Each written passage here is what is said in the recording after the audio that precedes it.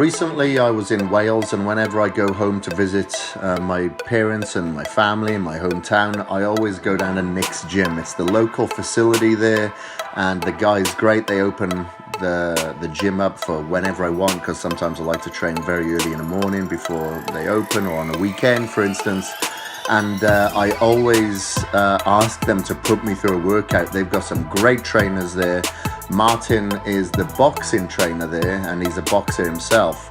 And he was putting me through some boxing sessions when I was there recently. I've got a background in Muay Thai and kickboxing. However, I haven't done a lot of it in recent years.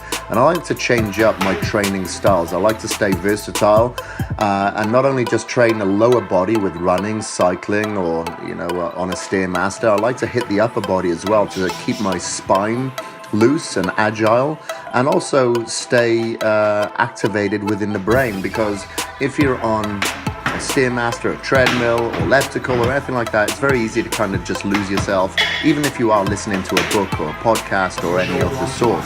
However, you have to be completely present, and I find this is a great exercise for the mind. Very similar to if you're playing tennis, or if you're doing a combat sport, or if you're doing, sometimes like a CrossFit session. You have to be very present, and you have to really utilize your neuromuscular pathways, so you have that brain to muscle skills. That can be quite exhausting in itself, and I think it's very important not only to exercise your physicality, but your mentality as well. So I like to combine the both. And I know I'm not the best boxer, I'm not the fastest, I'm not the strongest, I'm not the most powerful. However, I like to continue to learn and improve that process, and doing some boxing or kickboxing, but in this case some pad work, did some rope work, did several rounds, and did some functional work as well. I think it's absolutely awesome.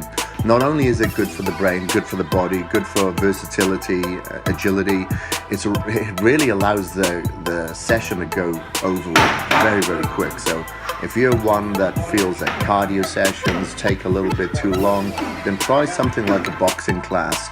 Or if you've got a trainer, a boxing trainer, do some sessions with him, because I tell you what, even though that hour is absolutely horrible, you will feel like throwing up, you will get lightheaded, the lactic acid burn is going to be unbelievable, to the extent that you can almost smell that acid burning through your flesh.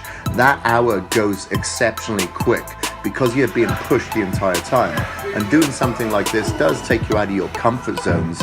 And I believe sometimes that we have to be very comfortable being uncomfortable in order for us to evolve. And if you're putting yourself into a situation that you are not familiar with, your body will adapt, your body will evolve by taking itself out of that comfort zone and basically enjoying that stress.